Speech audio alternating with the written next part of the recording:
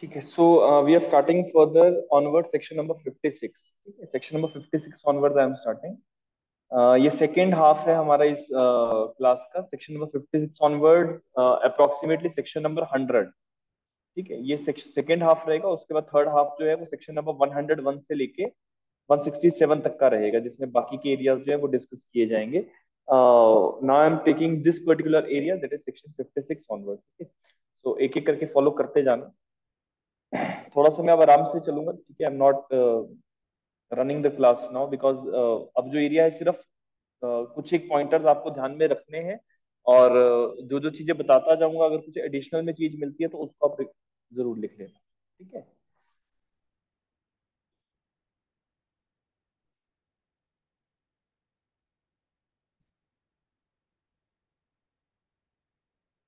So section number 56 देखो, chapter number 3 है, that is facts which need to be prove. जब भी आप किसी भी सब्जेक्ट को प्रिपेयर कर रहे हैं तो चैप्टर्स के अंदर कौन कौन से सेक्शंस हैं उसका थोड़ा सा खास ध्यान रख लेना, because ultimately most of the times questions can be there from that particular area. देखो, पहली चीज जो यहाँ पे रखी गई है, दैट इज सेक्शन 56 किसकी बात कह रहा है। देखा, कह रहा है कि the facts of which the court will take the judicial notice, those facts are not required to be. No fact of which the court will take a judicial notice need to be proof. Judicial notice होता है कि देखो court पहले से ही चीजों को समझता है, तो आपको कौन सी चीजों का जुडिशियल नोटिस लेना है वो सेक्शन नंबर 57 बताता है। 57 आपको बता रहा है that facts of which the court may take the judicial notice. तो ये जो नीचे आप 13 कैटेगरीज है, आपको एक बार सवाल आया था एचपीजीएस में कि कितनी कैटेगरी सेक्शन नंबर 57 के अंदर बनाई गई है। It is are 57 category. ठीक है, सॉरी 13 कैटेगरीज। सेक्शन नंबर 57 में 13 कैटेगरीज आर देयर। 13 कैटेगरीज में देखो बेसिक बेसिक चीजें हैं, जैसे इंडिया में कौन कौन से लॉ अप्लाई करते हैं। अब इसको लेके कोर्ट अपना जुडिशियल नोटिस लेगा, आप प्रूव नहीं करना कि कौन सा लॉ इंडिया में अप्लाई करता है या नहीं। एनी पब्लिक एक्ट पास और to be passed by the parliament of the United Kingdom or the Parliament of the United Kingdom to, or local or personal acts of those we can say which are directed by the Parliament of United Kingdom to be judicially noticed। तो ये क्योंकि Indian evidence act 1872 में draft किया गया, many provisions are there जो कि we can say United Kingdom में जिस तरीके से एविडेंस एक्ट चलता है वैसे ही रखे गए हैं। तो लॉ पुराना है, ब्रिटिश इंडिया का लॉ है, तो यूनाइटेड किंगडम से रिलेटेड बहुत सारे इश्यूज बीच में रखे गए हैं जो they are redundant at this point of time, but फिर भी अगर लिखा है तो हमें फॉलो करना है कि यूके में अगर कोई भी पब्लिक एक्ट है, लोकल या पर्सनल एक्ट है, अगर उसका भी इंडिया में जुडिशियल नोटिस जो है वो लिया जा सकता है। Similarly articles of war for Indian army, navy, air force etcetera, इनका आप जो है जुडिशियल नोटिस ले लोगे। जो चीजें इंपॉर्टेंट है मैं उनके ऊपर आ रहा हूँ। ठीक है, कि जो भी इंग्लिश कोर्ट की सील मतलब जो स्टैम्प्स होती हैं उनका भी जुडिशियल नोटिस लिया जाता है। Stamps of the English courts taking the courts of India will take the judicial notice. The next one is accession of names, offices, names, titles, functions, signatures of the person filling for the time being in any public office in any state. In the fact of their appointment to such office is notified in the official gazette। तो कोई भी व्यक्ति जब किसी नई जगह पे जाता है कि कहीं पे उसका अपॉइंटमेंट होता है, उसको क्या टाइटल दिया जा रहा है, इन सारी चीजों का हम जुडिशियल नोटिस ले लेंगे। national flag of every state or sovereign recognized by the government of India। national flag of every state और sovereign recognized by the government of India। जिन जिन कंट्रीज की सॉवरेनिटी को इंडिया ने रिकॉग्नाइज कर रखा है, उन सारी कंट्रीज के नेशनल फ्लैग्स का हम जुडिशियल नोटिस ले सकते हैं। Simultaneously divisions of the geographic divisions of the world की अमेरिका कहाँ है, कनाडा कहाँ है, ऐसी ऐसी चीजों का जुडिशियल नोटिस लिया जा सकता है। बेसिक बेसिक चीजें। ठीक है, 13 रूल्स है। और लास्ट में जैसे rule of the road, land and at sea, इसका भी कोर्ट जो है जुडिशियल नोटिस लेगा कि रूल ऑफ रोड क्या है, कि गाड़ियां कौन सी डायरेक्शन में चलती हैं, कौन कौन से साइंस होते हैं, इन सारी चीजों का जुडिशियल नोटिस जो है वो लिया जा सकता है। This list is illustrative in nature, ये ध्यान में रखना, इलस्ट्रेटिव लिस्ट है। इलस्ट्रेटिव, ठीक है, इलस्ट्रेटिव का मतलब सिर्फ यही चीजें होंगी जिसका जुडिशियल नोटिस लिया जाएगा, ऐसा कहना गलत है। और भी चीजें इसमें जो है एड ऑन की जा सकती है। ठीक है, तो ये इस तरीके से आपको सवाल भी आ जाते हैं। that court will take the notice of foreign judicial record, national flag or state recognized by India, not recognized by India, Stephen's Digest on Criminal Law, और लास्ट लिखा है rule of road on land. तो ये जो है section 57 के अंदर इस चीज का नोटिस, जुडिशियल नोटिस लिया जाता है। बाकी सारी चीजों का जुडिशियल नोटिस हम 57 के अंदर नहीं देखते। ठीक है।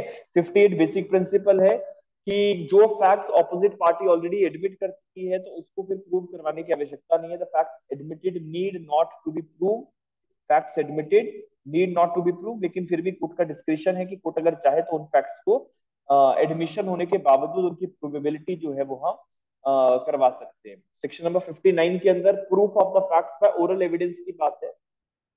Proof of the facts by oral evidences कह रहा है कि जितने भी फैक्ट्स हैं लेकिन डॉक्यूमेंट के कंटेंट्स को छोड़ दो, all the facts except the contents of the document और electronic record may be proved by the oral evidences, they may be proved by the oral evidences. इसके साथ सेक्शन नंबर 60 वो ये कहता है कि ओरल एविडेंसेस जब भी आएंगे वो डायरेक्ट हों, आप हियर से एविडेंसेस को कोर्ट में ना आने दें। हियर से एविडेंसेस आर एक्सक्लूडेड। फिर वो एक्सेप्शन में है कि कब हियर से हम मान लेते हैं। तो आप किसी भी चीज का ओरल एविडेंस जब कोर्ट में दे रहे हो तो that evidence should be direct in nature. Direct मतलब आपने उसको खुद देखा होना चाहिए। अगर आप ये कह रहे हैं कि आपने उसको सुना है तो आपने उसको खुद सुना होना चाहिए। ठीक है। आपने अगर किसी चीज को महसूस किया है बाई योर सेंसेस तो वो आपने खुद महसूस किया होना चाहिए। तो ऐसे ऐसे सवाल जो है उनका आपको ध्यान रखना है। कभी कभी एग्जाम में सवाल आ जाता है कि जो स्निफर डॉग्स होते हैं, स्निफर डॉग्स, स्निफर डॉग्स जो हैं, जो पुलिस के जो डॉग्स होते हैं जो स्निफिंग करते हैं मतलब सूंघ के आपको बताते हैं, तो स्निफर डॉग का जो एविडेंस है वो कैसा है? तो स्निफर डॉग का एविडेंस हियर से एविडेंस के नाम से जाना जाता है। हियर से एविडेंस, ये साइंटिफिक एविडेंस नहीं है, इसका ध्यान रखना। एग्जाम में सवाल आ जाता है स्निफर डॉग को लेके, तो it is not a scientific evidence, it is the hearsay evidence. क्यों ऐसा है? क्योंकि डॉग ने अपनी सेंस के साथ कुछ महसूस किया, उसने अपने, उसके मास्टर ने जो चीज समझी, उसके मास्टर ने आगे जाके जो है चीज बताई। तो मास्टर दूसरे की सेंस के ऊपर विश्वास करके काम कर रहा है। तो it is not the direct evidence, we can say it is not the scientific evidence, it is only the hearsay evidence. ये बहुत बड़ा कंट्रोवर्सी में रहा ये इश्यू, लेकिन मैंने आपको क्लियर बता दिया कि क्या चीज है। कौन सी ऐसी चीजें हैं जो सेक्शन 60 के अंदर प्रोवाइजोज में कवर की गई हैं? दो प्रोवाइजोज हैं सेक्शन नंबर 60 के, दो प्रोवाइजोज हैं, proviso number 1 and proviso number 2। देखो, कोई भी डॉक्टर, कोई भी साइंटिफिक एक्सपर्ट, कोई भी ऐसा व्यक्ति जो कोई ओपिनियन कोर्ट में दे रहा है तो वो उस व्यक्ति का अपना ओपिनियन होना चाहिए। जैसे मान लीजिए पोस्टमार्टम होता है तो पोस्टमार्टम करके डॉक्टर साहब अपना ओपिनियन बताते हैं कि सर इस कारण से डेथ हमें लगता है हुई है। लेकिन अगर किसी एक्स वाई जेड व्यक्ति का ओपिनियन जो किताबों में छपा हुआ है वो आपका ओपिनियन नहीं है, किताबों में छपा हुआ है, एक्स वाई जेड का ओपिनियन है, आपने उसको पढ़ा और आपने उसको पढ़ने के बाद अपना ओपिनियन बनाया। बात समझ रहे हैं? जैसे एक व्यक्ति थे मिस्टर एक्स, उन्होंने एक्सपेरिमेंट्स किए, एक्सपेरिमेंट्स करने के बाद उन्होंने एक किताब बनाई, किताब में उन्होंने बता दिया कि मैंने ये एक्सपेरिमेंट किया और मुझे ये रिजल्ट मिला है। ठीक है, ये किताब में आ गया। अब इसी किताब को सारे लोग पढ़ रहे हैं। तो मिस्टर ए नाम के डॉक्टर साहब ने किसी चीज के ऊपर अपना ओपिनियन देना है, किसी चीज के ऊपर अपना ओपिनियन देना है, लेकिन वो चीज ऑलरेडी कहीं पे छपी। तो हम क्या करते हैं, किताब की हेल्प लेके हम समझते हैं कि ऐसा होता होगा। तो ये जो पहली जो चीज मैं आपको बता रहा हूँ ये प्रोवाइजो नंबर 1 के अंदर कवर्ड है। कह रहा है provided that the opinions of the experts expressed in the treatise, treatise होता है जो चीजें छपाई जाती है, treatise commonly offered for sale or the grounds on which such opinion are held may be proved by the production of such treatise if the author is dead or cannot be found। तो ये जो mister A है ये court में कह रहा है कि सर इस कारण से डेथ हुई होगी, लेकिन वो डॉक्टर ने नहीं डिसाइड किया, वो इस किताब के आधार पे डिसाइड हो रहा है। तो हम किसी और की ओपिनियन के बेसिस पे कोर्ट में कोई चीज रखते हैं, लेकिन जिसके आधार पे ओपिनियन बनाया जा रहा है वो एक किताब थी जो छपाई गई है, पब्लिक में मार्केट में सेल होती है, और जिसने वो बनाई थी जो ऑथर था उसका, उसकी डेथ हो चुकी है या he can not be found, तो हम दूसरे व्यक्ति को कोर्ट में आने के लिए अलाउ कर सकते हैं। To be precise in that, ठीक है, ये इसका मतलब है प्रोवाइजो का।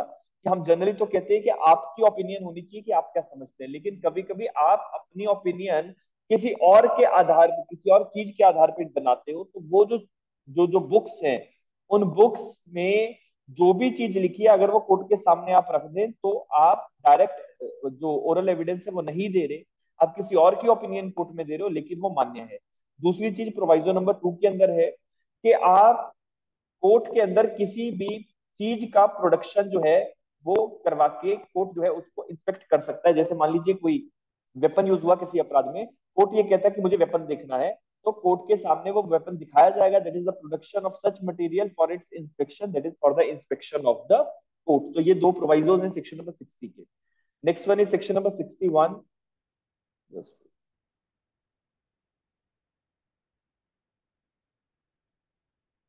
सेक्शन नंबर 61 से डॉक्यूमेंट्री एविडेंसेस कैसे कैसे कोर्ट में आएंगे उनका जिक्र है। पहला सेक्शन नंबर 61 कह रहा है the contents of the document may be proved either by the primary evidence और बाय द सेकेंडरी एविडेंस। या तो प्राइमरी एविडेंसेस आप कोर्ट में लाओगे या सेकेंडरी एविडेंसेस लाओगे। प्राइमरी एविडेंस सेक्शन नंबर 62 के अंदर बताया गया है। प्राइमरी एविडेंस मतलब जो डॉक्यूमेंट अपने आप में होता है, the document is itself produced in the court, the document is itself produced in the court, या फिर for the we can say inspection of the court, document अपने आप में दिया जा रहा है। अगर डॉक्यूमेंट एक से ज्यादा हिस्सों में बनाया गया है, primary evidence of the document, if document is executed in several part, जैसे डॉक्यूमेंट नंबर 1 2 3, लेकिन वो एक ही डॉक्यूमेंट के हिस्से हैं, तो सारे पार्ट जो है वो प्राइमरी एविडेंस माने जा रहे हैं। नेक्स्ट, अगर काउंटर पार्ट्स है, तो जिस डॉक्यूमेंट पे व्यक्ति विशेष के सिग्नेचर होंगे उसके अगेंस्ट वो डॉक्यूमेंट प्राइमरी है। और काउंटर पार्ट समझते हैं ना कि आपने दो दस्तावेज बनाए, एक पे एक व्यक्ति ने साइन किया, दूसरे पे दूसरे व्यक्ति ने साइन किया, और क्रॉस कर दिया डॉक्यूमेंट्स को, जिसने साइन किया वो दूसरे को दे दिया और दूसरे का डॉक्यूमेंट आपने ले लिया, तो दैट इज काउंटर पार्ट। ठीक है, डिटेल में जब क्लास में पढ़ेंगे तो एलैबोरेट करूंगा, लेकिन काउंटर पार्ट में जिस डॉक्यूमेंट के ऊपर व्यक्ति विशेष के सिग्नेचर होते हैं वो उसके अगेंस्ट प्राइमरी होता है। ये चीज एक्सप्लेनेशन 1 में लिखी गई है। एक्सप्लेनेशन नंबर 2 कह रहा है कि जब एक ही प्रोसेस से मल्टीपल डॉक्यूमेंट्स बनाए गए, जैसे प्रिंटिंग, लिथोग्राफी, फोटोग्राफी एक्सेट्रा से, तो सारे डॉक्यूमेंट्स एक दूसरे के प्राइमरी हैं, लेकिन वो ओरिजिनल डॉक्यूमेंट के प्राइमरी डॉक्यूमेंट नहीं माने जाए। ठीक है, अब जैसे आप एक किताब लेते हो, किताब की फोटोकॉपी करवाते हो, तो फोटोकॉपी आपने 4 कॉपीज एक साथ निकलवाई, तो वो चारों कॉपीज आपस में प्राइमरी एविडेंसेस हैं, लेकिन वो जो मेन डॉक्यूमेंट है उसके लिए प्राइमरी नहीं है। मेन डॉक्यूमेंट ये था, आपने 4 कॉपीज निकाली, ये चारों आपस में एक दूसरे के प्राइमरी बन सकते हैं, लेकिन ओरिजिनल जब देख रहे हैं तो ओरिजिनल के लिए ये सब सेकेंडरी बन गए और ओरिजिनल रहेगा प्राइमरी डॉक्यूमेंट। तो ये चीज एक्सप्लेनेशन 2 कहता है, where the number of documents made by the uniform process by printing, lithography, photography, each is a primary of the contents of the rest। मतलब जितने कॉपीज एक साथ बनाएगी, each is the primary of the contents of the rest, but where they all are copies of the common original, जब वो common original की copies हैं, तो they are not the primary evidence of the contents of the original। तो ये चीज illustration जो है यहाँ पे वो भी आपने पढ़ना। सेक्शन नंबर 63 के अंदर 5 क्लॉजेज हैं। सेकेंडरी एविडेंसेस क्या क्या होते हैं। सर्टिफाइड कॉपी सेकेंडरी एविडेंस में आएगा। कोई भी कॉपी अगर आप किसी डॉक्यूमेंट की बनाते हो मैकेनिकल प्रोसेस के थ्रू, वो मैकेनिकल प्रोसेस में मशीन के थ्रू बनाते हो, तो वो भी आपका सेकेंडरी एविडेंस है। Next one is copies made from और कंपेयर्ड विद द ओरिजिनल, कि आपने ओरिजिनल को देख देख के डॉक्यूमेंट बनाया, वो दूसरा डॉक्यूमेंट सेकेंडरी माना जाएगा।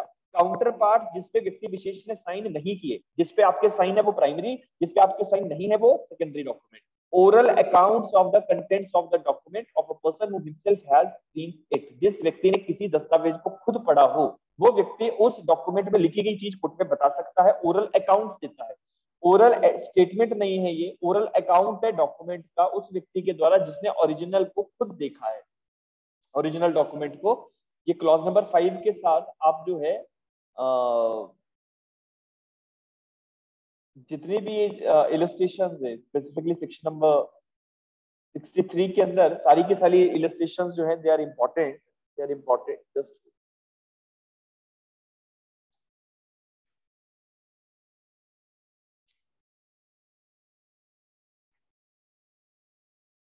इसके साथ साथ coming to the next area, यहाँ से कुछ एक सवाल जरूर बनते हैं। ये जैसे इलस्ट्रेशन नंबर ए है, ये कभी कभी आ जाता है कि photograph is the original of the original is secondary of its contents. जैसे मान लो एक कोई दीवार है, आपने तो पढ़ा ना अभी डॉक्यूमेंट की डेफिनेशन, तो दीवार पे कोई भी निकाशी भी की गई है वो भी और डॉक्यूमेंट माना जाता है। तो अगर आप उस दीवार की फोटोग्राफ खींच के कोर्ट ऑफ लॉ में देते हो, तो फोटोग्राफ जो होगी वो सेकेंडरी एविडेंस मानी जाएगी। फोटोग्राफ ओरिजिनल नहीं है, फोटोग्राफ सेकेंडरी है, ठीक है। तो इस चीज का ध्यान रखना। Though the two have not been compared if it is proved that the thing photograph was the original. तो ये फोटोग्राफ के लिए photograph is always the secondary evidence of the original document. ये सारी चीजें आपको ध्यान में रखनी है। सेक्शन नंबर 64 के अंदर बेस्ट एविडेंस रूल है।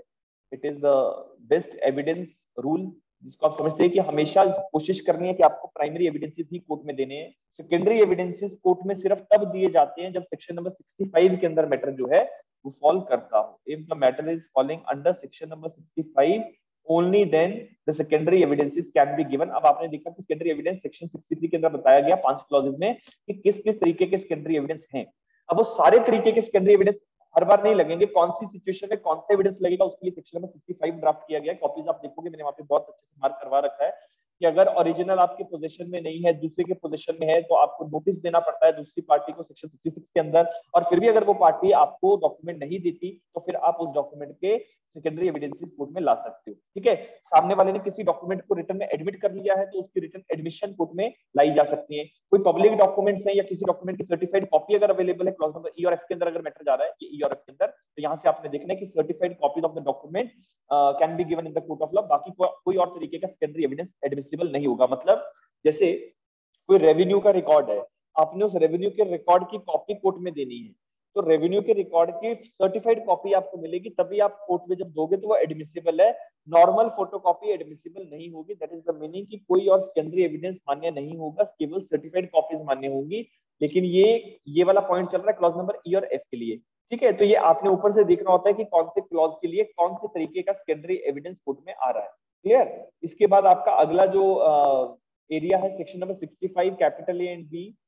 सवाल आपका आता है कि under which section the electronic records are admissible. Under which section the electronic records are admissible. तो आंसर है आपका section number 65 capital B. Electronic records जो भी होंगे उनको हम डॉक्यूमेंट ही मानेंगे, ठीक है। इलेक्ट्रॉनिक रिकॉर्ड्स जो भी होंगे उनको हम डॉक्यूमेंट ही मानते हैं। सेक्शन नंबर 65 बी के थर्ड लाइन में ये चीज जो है आपको मिल जाती है। इसके साथ साथ कुछ एक केसेस हैं जो यहाँ पे आपके लिए रेलेवेंट है। बाकी ये सारा एरिया तो देखो ना रेलेवेंट तो है ये, लेकिन in the brief discussion of this particular area only the main important elements we are reflecting। Section number 65 B को लेके कुछ एक जजमेंट्स है, जजमेंट्स का नाम आप लोग लिख लो। सेक्शन नंबर 65 बी को लेके जजमेंट्स में क्या क्या हुआ वो ब्रीफ में जरूर बताऊंगा। पहला जजमेंट है Anvar PV versus PK Basheer. Anvar PV versus PK Basheer 2014 का केस है। दूसरा केस है आपके पास Shafhi Mohammad versus state of Himachal Pradesh का। Shafhi Mohammad versus state of Himachal Pradesh, दो केसेस हो गए। दोनों केसेस में जो सेटल किया गया था वो बाद में ओवररूल हो चुका है in this particular case. That is Arjun Pandit Rao Khotkar versus Kailash Krishna Rao Gorantyal, ठीक है। तो इस केस में कुछ ओवरराइडिंग प्रोविजंस या overriding elements honourable supreme court ने रखे। होता क्या था पहले और अब क्या होता है उसको समझ लो। यहाँ पे एक लाइन लिखी है मोहम्मद शफी की जजमेंट के आगे, that supreme court division bench held that requirement of the certificate number 65B4 is procedural and can be waived in the interest of justice if the party does not have the one. इसका मतलब ये देखो होता क्या है कि जब भी हमें इलेक्ट्रॉनिक एविडेंसेस कोर्ट में देने होते हैं तो हमें जो भी एग्जामिनर्स होते हैं इलेक्ट्रॉनिक एविडेंस के उनसे सर्टिफिकेट लेना पड़ता है। जो भी एग्जामिनर्स होंगे उनसे सर्टिफिकेट लेना पड़ता है ताकि वो सर्टिफाई कर दें कि ये जो डॉक्यूमेंट इलेक्ट्रॉनिक रिकॉर्ड जो है ये बिल्कुल सही है, इसमें कोई फैब्रिकेशन नहीं है। लेकिन अगर आपके पास वो सर्टिफिकेट नहीं है तो आप कोर्ट में वो चीज नहीं दे सकते थे। अनवर वर्सेस पीके बशीर में और शफी मोहम्मद के केस में इन्होंने कहा कि आपको वो जो सर्टिफिकेट की रिक्वायरमेंट है वो प्रोसीजरल है और पार्टीज चाहे तो उसको वेव कर सकती है। लेकिन अर्जुन पंडित राव के केस में कोर्ट ने जो अपना ओपिनियन था वो अलग से रखा। इन्होंने कहा देखो कि अगर आप ओरिजिनल इलेक्ट्रॉनिक रिकॉर्ड कोर्ट में रख रहे हैं, ओरिजिनल इलेक्ट्रॉनिक रिकॉर्ड मतलब जिस जैसे लैपटॉप है, लैपटॉप के अंदर कुछ रिकॉर्ड हुआ या लैपटॉप के अंदर कोई चीज है वहीं पे बनाई गई तो वो ओरिजिनल डॉक्यूमेंट माना जाएगा। Electronic records are also the electronic sorry document है ना। तो आपने उस चीज को अगर लैपटॉप को ही कोर्ट में दे दिया तो आपको किसी सर्टिफिकेट की जरूरत नहीं है। लेकिन अगर आप इस लैपटॉप से चीज निकाल के पेन ड्राइव में डाल के कोर्ट को दे रहे हो तो फिर वो सेकेंडरी बन गया है। और सेकेंडरी जब आप कोर्ट में दोगे तो साथ में सर्टिफिकेट लगाना आपके लिए इंपॉर्टेंट है। Certificate is to be given by the examiners. तो ये वो चीज है जो अर्जुन पंडित राव के केस में कोर्ट ने कही थी, बाकी तो डिटेल में क्लास का विषय है ना। सेक्शन नंबर 66 में नोटिस दिया जाता है कि जैसे मान लो मुझे एक व्यक्ति के ऊपर केस करना है और मेरा डॉक्यूमेंट किसी और व्यक्ति के पास है जिसके आधार पे मुझे केस करना है, तो मैं नोटिस भेजूंगा। नोटिस भेजने के बाद उस व्यक्ति को डॉक्यूमेंट मुझे हैंडओवर करना है या कोर्ट में प्रोड्यूस करवाना है। अगर वो डॉक्यूमेंट नहीं दिया जाता तो माना जाएगा कि फिर हम उसके अगेंस्ट सेकेंडरी एविडेंसेस कोर्ट में ला सकते हैं। ओरिजिनल अगर नहीं भी कोर्ट में आ रहा है तो सेकेंडरी एविडेंस इज एडमिसिबल। ठीक है, तो यहाँ से बहुत सारे सवाल आपके बन जाते हैं कि एडवर्स पार्टी के पास डॉक्यूमेंट का पोजीशन था या नहीं। कुछ एक ऐसे केसेस भी हैं जब आपको नोटिस देने की आवश्यकता नहीं होती। ऐसे भी केसेस है कि आपको नोटिस देना ही नहीं है, क्योंकि अगर डॉक्यूमेंट अपने आप में ही नोटिस है तो फिर आपको नोटिस देने की जरूरत नहीं है। तो सेक्शन नंबर 66 उन सारी चीजों की बात करेगा। क्लास में हमने डिस्कस किया है, ठीक है, each and everything is discussed in the class. ठीक है, तो इसका ध्यान रखना। ये प्रोवाइजो कह रहा है ना, provided that such notice shall not be required in order to render secondary evidence if the court is of the view that when the document proved is itself a notice when the nature of the case is adverse party must know that he is required to produce it. अगर सामने वाले को पता है कि मुझे document लेके जाना ही है और फिर भी वो नहीं ला रहा तो हम उसको फिर नोटिस नहीं भेजेंगे। अगर डॉक्यूमेंट अपने आप में ही नोटिस है तो फिर नोटिस अलग से भेजने की जरूरत नहीं है। तो everything is there, everything is there section number 66 के अंदर। ठीक है, 67 में proof of signatures and handwriting की बात है। Proof of signatures and handwriting, कोई भी डॉक्यूमेंट अगर किसी व्यक्ति विशेष ने साइन किया है या उसने लिखा है, अगर ये सवाल उठता है तो उस व्यक्ति विशेष की हैंडराइटिंग जो है कोर्ट में रखी जा सकती है। लिखा है द सिग्नेचर और the handwriting of so much of such document as is alleged to be of that person's handwriting must be proved to be his handwriting। अगर आपको ये सवाल डिसाइड करना है कि ये डॉक्यूमेंट इसी व्यक्ति ने लिखा है या नहीं, सिग्नेचर उसी के है या नहीं, तो ये चीजें कोर्ट में प्रूव करवाई जा सकती है।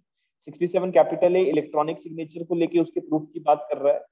68 में डॉक्यूमेंट्स जो अटेस्टेशन के लिए रिक्वायर्ड, जिनका अटेस्टेशन रिक्वायर्ड था एग्जीक्यूशन के दौरान, वो डॉक्यूमेंट जिनका अटेस्टेशन रिक्वायर्ड है, तो कितने लोगों से कम आपको वो डॉक्यूमेंट अटेस्ट करवा के कोर्ट के सामने लेके जाना है, तो उसके लिए हमारे पास सेक्शन नंबर 68 है। 68 बेसिक बात करता है, मैं आपको दो तीन चीजें समझा देता हूँ। देखो कम से कम एक अटेस्टिंग विटनेस तो कोर्ट में हमें बुलाना ही पड़ेगा, एटलीस्ट वन। पहला एमसीक्यू आपका यहीं से बन जाता है कि कितने अटेस्टिंग विटनेस चाहिए हमें, तो at least one attesting witness should be there. And if there be the और अगर देखो ना, अगर डॉक्यूमेंट जो है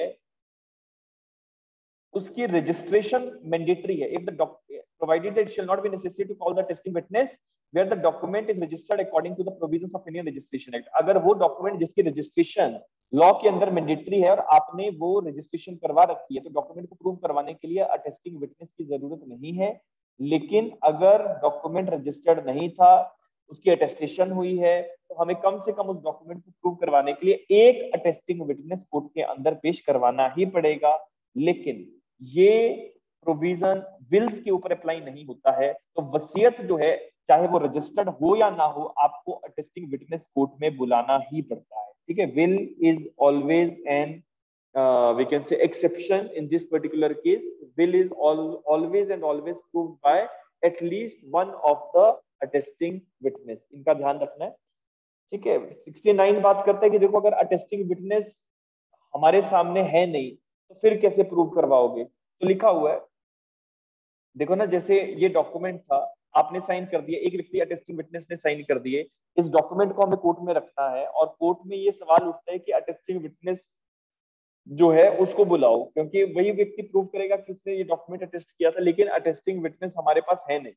क्यों नहीं है? शायद वो मर चुका है या कुछ और रीजन हो सकते हैं। तो फिर हमें क्या करना पड़ेगा, हमें ये प्रूव करना पड़ेगा कि ये जो सिग्नेचर है ये अटेस्टिंग विटनेस ने खुद ही मार्क किए थे। लिखा है ना, it must be proved that the attestation of one of the attesting witness is in his handwriting and that signature of the person executing the document is in the handwriting of that person। मतलब कि दोनों लोगों के हैंडराइटिंग्स को prove करवा दो तो भी डॉक्यूमेंट प्रूव हो जाता है। ये सेक्शन नंबर 69 कह रहा है।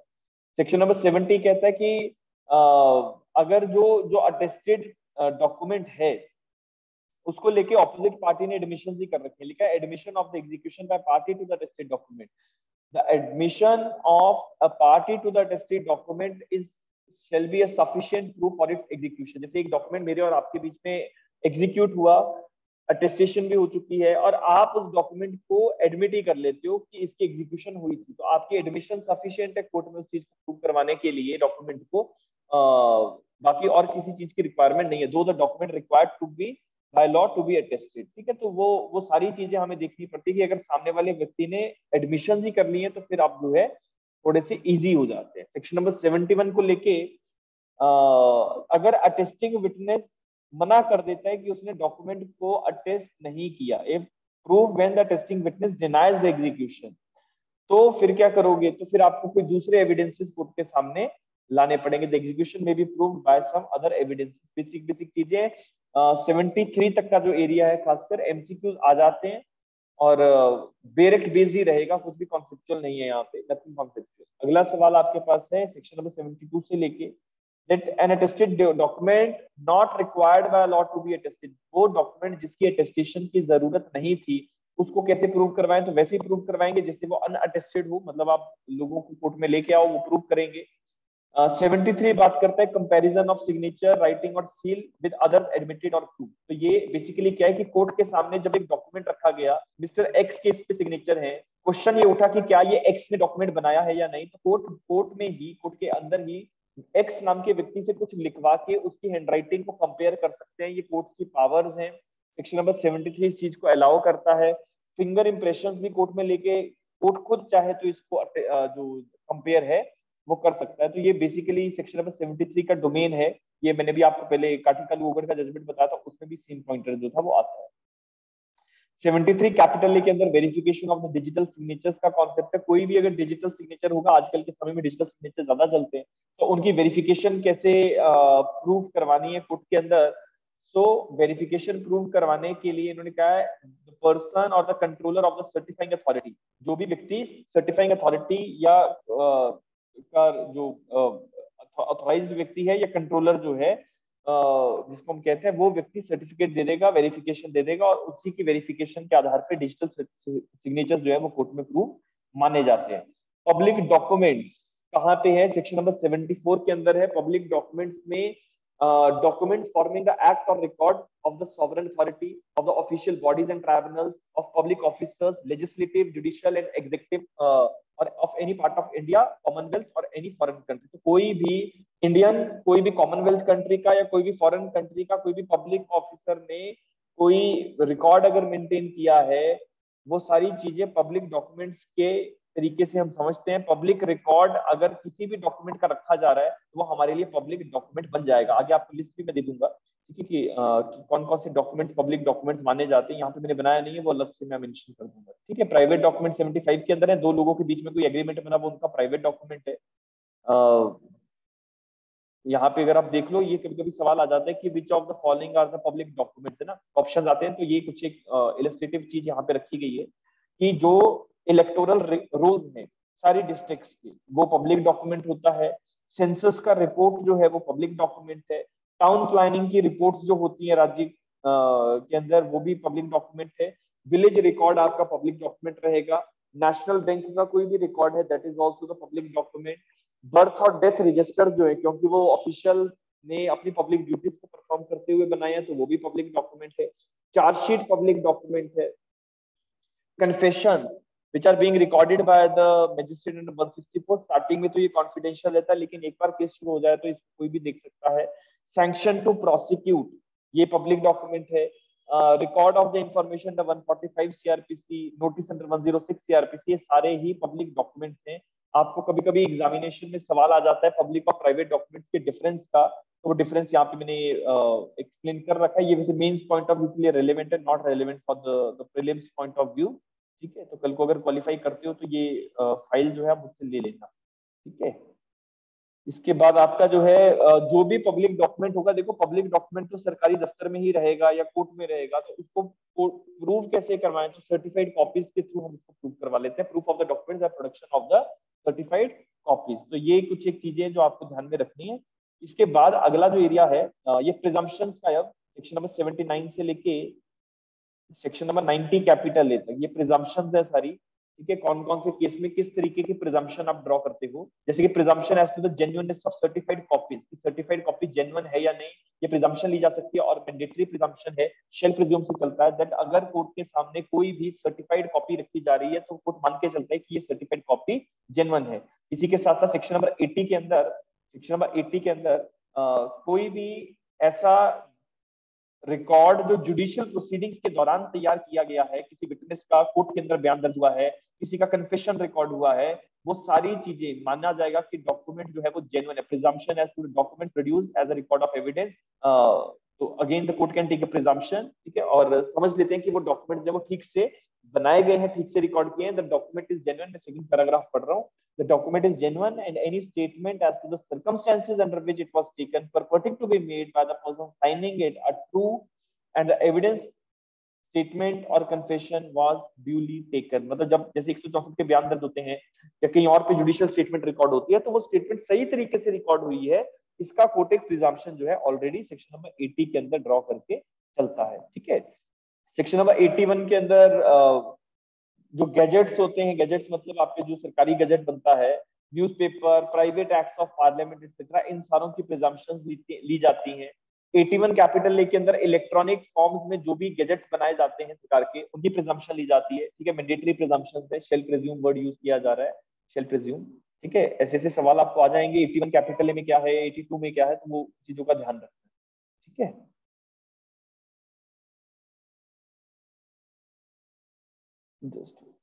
इसमें मैं सिर्फ आपको जो इम्पोर्टेंट एरिया है उस पे लेके आ रहा हूँ।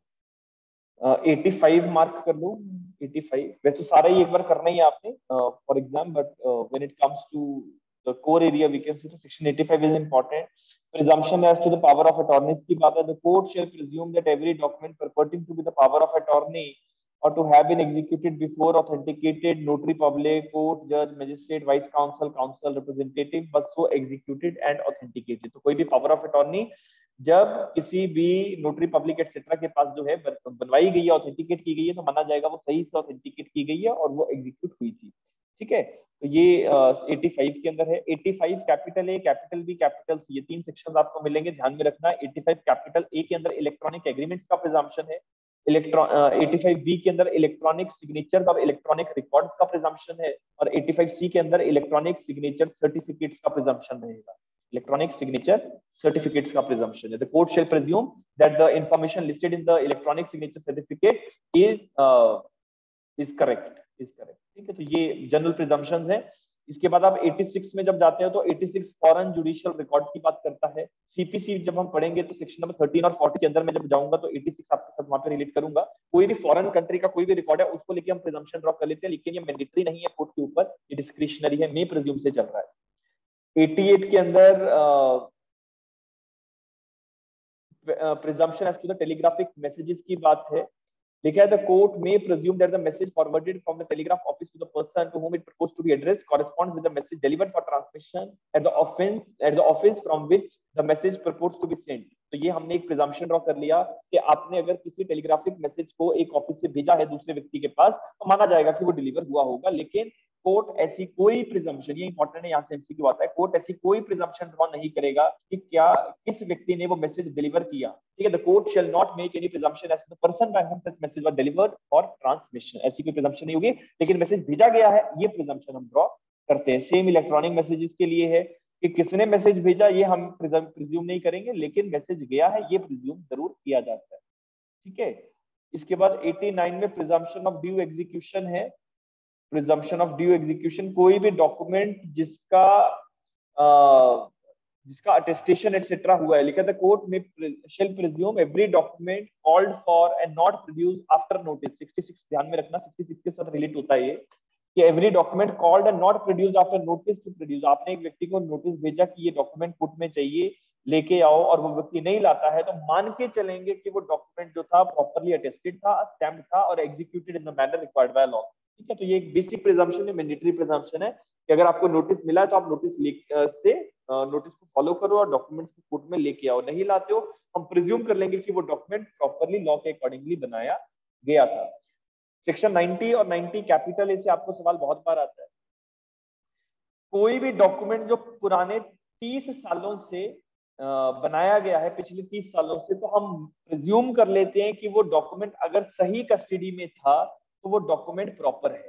ठीक है, where any document purporting to be proved to be 30 years old, कितने साल पुराना, 30 साल पुराना, is produced from any custody in a particular case considered proper, the court may presume that the signature and every part over such document which purports to be in the handwriting of any person is in that person's handwriting and the document is executed and attested that it was duly executed and attested। तो इसका मतलब क्या है, जैसे एक दस्तावेज है, उस दस्तावेज को किसी ने लिखा है और किसी अथॉरिटी के पास 30 साल से पहले से वो डॉक्यूमेंट कहीं पे पड़ा हुआ है, कम से कम 30 साल का टाइम होना चाहिए, तो कल को अगर वो डॉक्यूमेंट कोर्ट में आता है तो हम प्रिज्यूम कर लेंगे कि इस व्यक्ति जिसने वो डॉक्यूमेंट बनाया सिग्नेचर उसी के हैं, ये डॉक्यूमेंट प्रॉपर्ली एग्जीक्यूट हुआ है, इसमें प्रॉपर अटेस्टेशन हुई है, everything will be presumed by the court.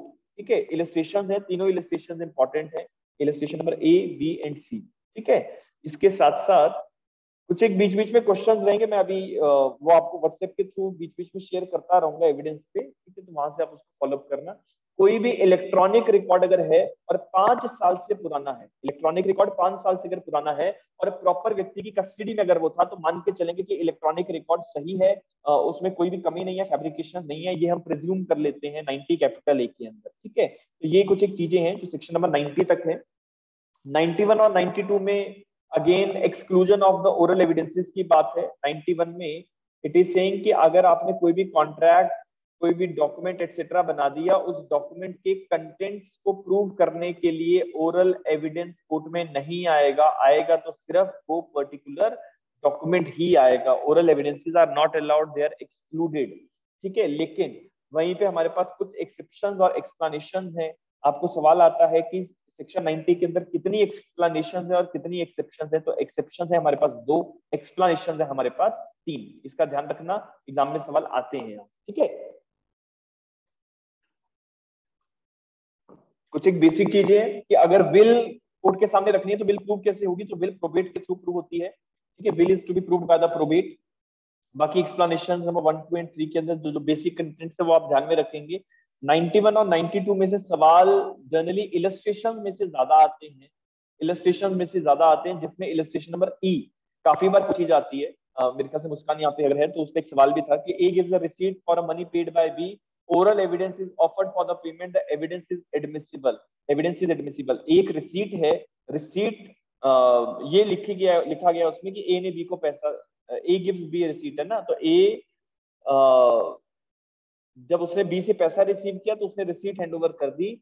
कल को ओरल एविडेंस दिया जा रहा है कि पेमेंट हुआ या नहीं, तो ये ओरल एविडेंस अलाउड है। क्यों? क्योंकि receipt is not a contract, it is not a contract, it is not we can say the terms of the contract, इसीलिए ओरल एविडेंस एडमिसिबल है। ठीक है, बाकी इलस्ट्रेशन आप कॉपी जब खोलोगे you will get to know, अलग से हमने सारी चीजें डिस्कस की हुई है।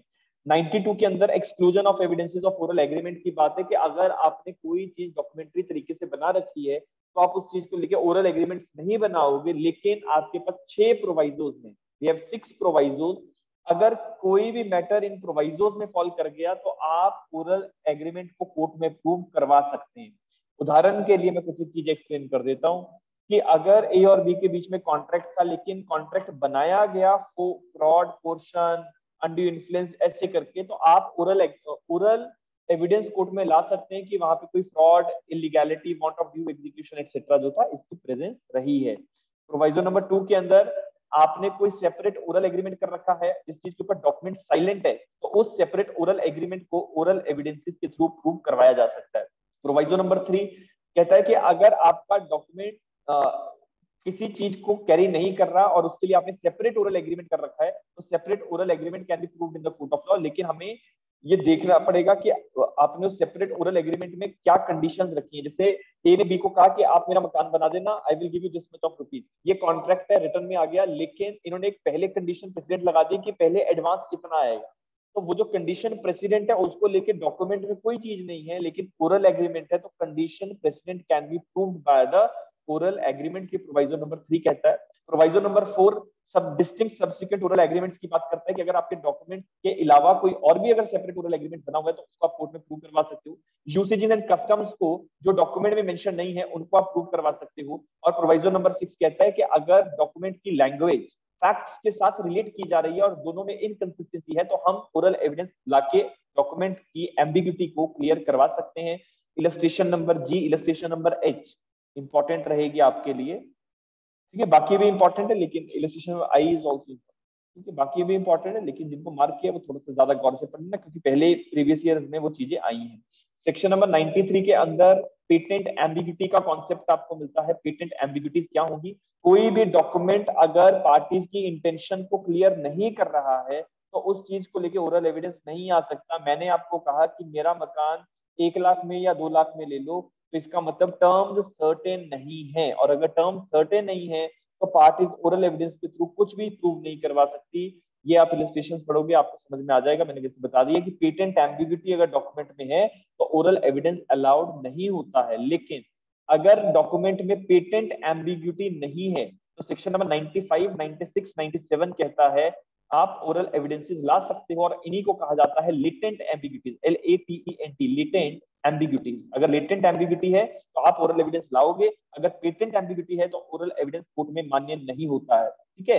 इसके साथ साथ सेक्शन नंबर 100 बात करता है कि जो भी चीजों को लेके, ये यहाँ पे ये 99 का पार्ट था वैसे ना, लेकिन मैं वैसे आपको 100 बता देता हूँ कि देखो आपने जो कॉन्ट्रैक्ट किया, what ever the contract you have made, parties उस कॉन्ट्रैक्ट से बाउंड होती है। पार्टीज ओरल एग्रीमेंट जो भी थे वो कोर्ट में नहीं प्रूव करवा सकती, ओरल एविडेंसेस नहीं आ सकते, लेकिन तीसरा व्यक्ति, third person is not bound by the agreement between the parties. तो तीसरा कोई व्यक्ति है वो ओरल एविडेंस कोर्ट में दे सकता है। सेक्शन नंबर, ये आगे थोड़ा सा मिसमैनेज चल रहा है मेरे ख्याल से, सेक्शन ना ये गड़बड़ हो गया, तो मैं इसको वैसे अभी यहीं पे रोक दूंगा, ठीक है। सेक्शन नंबर 100 तक ही मैं रोक रहा हूँ। ये जो पॉइंट अभी हमने पढ़ा है ना, ये सेक्शन नंबर 100 में है। अगर आप बेरेक्स अपने देखोगे रिस्पेक्टिव बेरेक्स, तो वहां पे आपको सेक्शन नंबर 100 में एक पॉइंट मिलेगा कि only the parties are bound by the agreements, third persons are not bound by such. ये जो सेक्शन 101 यहाँ लिखा है, ये 100 की टर्मिनोलॉजी में आएगा, जस्ट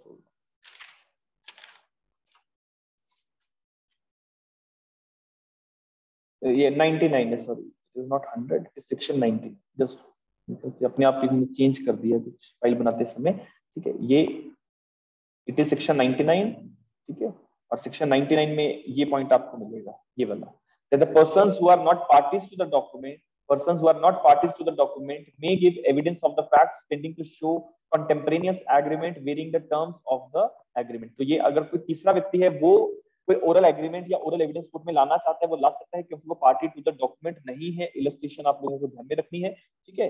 और इसके बाद जो ये नेक्स्ट एरिया है, ये सेक्शन नंबर 100 का है कि इस चैप्टर के अंदर, इन प्रोविजंस के अंदर, मतलब 91 से लेके 99 तक जो कुछ भी हमने पढ़ा वो इंडियन सक्सेशन एक्ट के ऊपर अप्लाई नहीं होता है। It does not applies to the Indian succession act, ठीक है। तो these are the basic section. Section number 100 तक जो एरिया है that we have done. Quick revision है, ठीक है। कोई भी व्यक्ति जिसने एविडेंस पहले नहीं पढ़ा है या नहीं आ रहा है या ऊपर से जा रहा है बहुत सारी चीजें, ऐसा भी हो सकता है because you don't know the particularities of this particular law, अगर ऐसा है तो ठीक है, तो उसके लिए घबराने की जरूरत नहीं। अगर आपका एविडेंस अभी नहीं हुआ है, पढ़ना है, तो वो सारी चीजें क्लियर हो जाएंगी। ये बेसिकली रिवीजन था। जिन लोगों ने अभी तक एविडेंस 1-2 बार पढ़ा हुआ है उनके लिए रिवीजन है कि आपको चीजों को कैसे आगे लेके चलना है, ठीक है। तो इसके बाद बस एक आगे का एरिया हमारा 101 से लेके 167 तक है, वो मैं एक अलग से सेशन लूंगा, उसमें कवर करवाऊंगा। अभी मैं यहीं पे इसको रोक रहा हूँ, ठीक है। मेरी एक दोबारा से अभी क्लास हो जाएगी शुरू 5 बजे के आसपास, तो I have to make my strength for that also, ठीक है। तो इसको मैं यही रोक रहा हूँ। बाकी आप लोग अपना रिवीजन सब कंटिन्यू करिए, कैरी ऑन करिए, ठीक है। और यहाँ पे सिर्फ एक बेसिक थॉट प्रोसेस में क्रिएट करना था कि सेक्शन 100 तक सिर्फ 4 घंटे में कवर हो जाता है। अभी मैं बोल बोल के करवा रहा हूँ तो वो ज्यादा समय लेगा, जब आप अपने आप बैठ के पढ़ते हैं तो वो कम समय लेता है, ठीक है। थोड़ा सा डिटेल में बात को समझते जाना। इलस्ट्रेशन जहां जहां मैंने बताई है वो सारी मार्क कर लेना, और सारी सारी इलस्ट्रेशन को ध्यान में रखना। बस इसके साथ मैं क्लास यहीं पे क्लोज कर रहा हूँ, ठीक है। बाकी नेक्स्ट सेशन एविडेंस का जब भी होगा मैं आपको इन्फॉर्म करूंगा। चलिए, thank you so much to everyone.